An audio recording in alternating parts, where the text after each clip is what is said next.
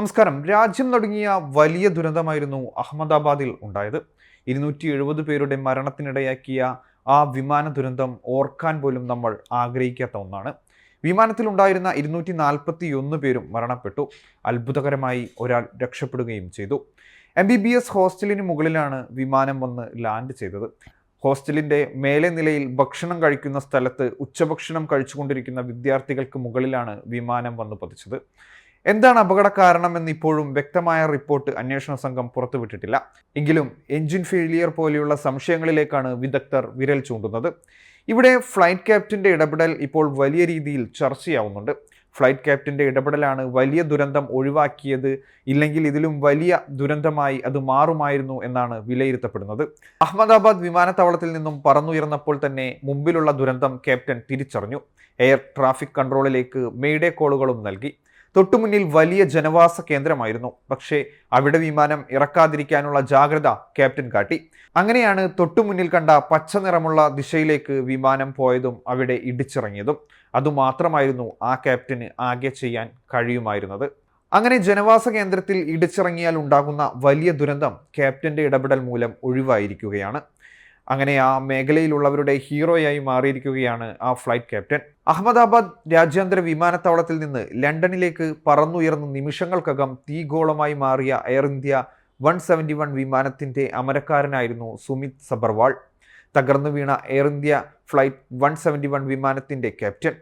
കൂട്ടിയിടിക്കുന്നതിന് തൊട്ടുമുമ്പ് നിരവധി അപ്പാർട്ട്മെന്റ് കെട്ടിടങ്ങളിൽ വീഴാതെ വിമാനത്തെ ഗതി മാറ്റിക്കൊണ്ട് പോവുകയായിരുന്നു അദ്ദേഹം. കോക്പിറ്റിൽ 8200 മണിക്കൂറിലധികം സമയം ചെലവഴിച്ച പരിചയസമ്പന്നനായിരുന്നു പൈലറ്റായ ക്യാപ്റ്റൻ സുമിത് സബർവാൾ. വിശാലമായ പ്രദേശമായിരുന്നു മെഡിക്കൽ കോളേജിലേത്. ഇത് തിരിച്ചറിഞ്ഞാണ് ജനവാസ കേന്ദ്രത്തിൽ നിന്നും അങ്ങോട്ടേക്ക് വിമാനത്തെ സുമിത് സബർവാൾ കൊണ്ടുപോയത്.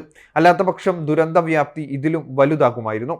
അപകടത്തിന് ശേഷം സുമിത് സബർവാളിന്റെ വ്യക്തി ജീവിതവുമായി ബന്ധപ്പെട്ട പല വിവരങ്ങളും ചർച്ചാ വിഷയമായി മാറിയിരിക്കുകയാണ്. പ്രത്യേകിച്ച് പിതാവുമായുള്ള അടുപ്പം.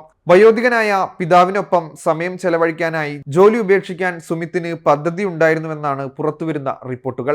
അച്ഛനെ പരിചരിക്കുന്നതിനായി വിവാഹം പോലും ഉപേക്ഷിച്ചയാളാണ് സുമിത്. അഹമ്മദാബാദ് വിമാനത്താവളത്തിൽ നിന്ന് വിമാനം പുറപ്പെടുന്നതിന് തൊട്ടു മുൻപായി ക്യാപ്റ്റൻ അവസാനമായി വീട്ടിലേക്ക് വിളിച്ച് ലണ്ടനിൽ ലാൻഡ് ചെയ്ത ശേഷം വിളിക്കാമെന്നാണ് പിതാവിനോട് പറഞ്ഞു വെച്ചത്. അദ്ദേഹം സൗമ്യ സ്വഭാവമുള്ള വളരെ മാന്യനായ വ്യക്തിയായിരുന്നു. Airbus A310, Boeing 777 dream liner വിമാനങ്ങൾ അദ്ദേഹം പറത്തിയിട്ടുണ്ട്. എല്ലായ്പ്പോഴും വിനീതമായി പെരുമാറുന്ന അദ്ദേഹം തൻ്റെ ജോലി നന്നായി ചെയ്തിരുന്നു. സുമിത് സബർവാളിന്റെ സഹപ്രവർത്തകനായ പൈലറ്റിന്റെ വാക്കുകളാണിത്. മുംബൈയിലെ ജാൽവായു വിഹാറിലെ 82-കാരനായ പിതാവും ഒരുമിച്ചാണ് ക്യാപ്റ്റൻ സുമിത് സബർവാളിന്റെ താമസം. മുൻ DGCA ഉദ്യോഗസ്ഥനാണ് സുമിത് സബർവാളിന്റെ പിതാവ്.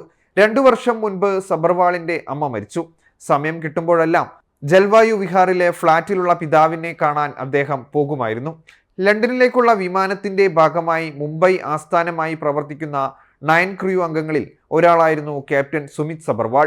എയർ ഇന്ത്യയുടെ സീനിയറായ പൈലറ്റായ സുമിത് സബർവാളിന് വിമാനം പറത്തുന്നതിൽ 30 വർഷത്തെ പ്രവൃത്തി പരിചയമുണ്ടായിരുന്നു. പൈലറ്റുമാർക്ക് പരിശീലനം നൽകുന്ന ലൈൻ ട്രെയിനിങ് ക്യാപ്റ്റനാണ് സുമിത് സബർവാൾ. എയർ ഇന്ത്യ വിമാന അപകടം നടന്ന് ദിവസങ്ങൾ കഴിഞ്ഞിട്ടും മരണസംഖ്യയിൽ വ്യക്തതയില്ല. വിമാനം ഇടിച്ചിറങ്ങിയ ഹോസ്റ്റൽ മെസ്സിലുണ്ടായിരുന്നവർ, കെട്ടിടത്തിന് പുറത്തുണ്ടായിരുന്നവർ തുടങ്ങി പലരെയും കാണാതായതായി പരാതിയുണ്ട്. വിമാനാവശിഷ്ടങ്ങളിൽ നിന്ന് ഇന്നലെ ഒരാളുടെ മൃതദേഹത്തിന്റെ ഭാഗങ്ങൾ ലഭിച്ചു. എയർ ഹോസ്റ്റസിൻ്റെതാണെന്നാണ് വിവരം. വ്യാഴാഴ്ച ഉച്ചയ്ക്കുണ്ടായ അപകടത്തിൽ വിമാനത്തിലെ 241 പേർ മരിച്ചുവെന്ന് സ്ഥിരീകരിച്ചിരുന്നു. മെഡിക്കൽ കോളേജിലെ 4 വിദ്യാർത്ഥികളും 1 ഡോക്ടറുടെ ഭാര്യയും ഉൾപ്പെടെ 5 പേരുടെ മരണവും സ്ഥിരീകരിച്ചിട്ടുണ്ട്. അതിനിടെ വിമാനാപകടവുമായി ബന്ധപ്പെട്ട് പ്രചരിക്കുന്ന എല്ലാ കാര്യങ്ങളും അന്വേഷിക്കുമെന്ന് കേന്ദ്ര വ്യോമയാന മന്ത്രി കെ റാം മോഹൻ നായിഡു ഡൽഹിയിൽ പറഞ്ഞു.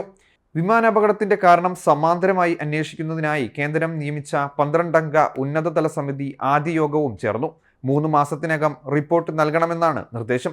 വിമാനാപകടത്തിൽ മരിച്ചവരുടെയും രക്ഷപ്പെട്ട വിശ്വാസ് കുമാറിന്റെയും കുടുംബങ്ങൾക്ക് 25 ലക്ഷം രൂപ ഇടക്കാല സഹായം നൽകുമെന്ന് എയർ ഇന്ത്യ അറിയിച്ചു.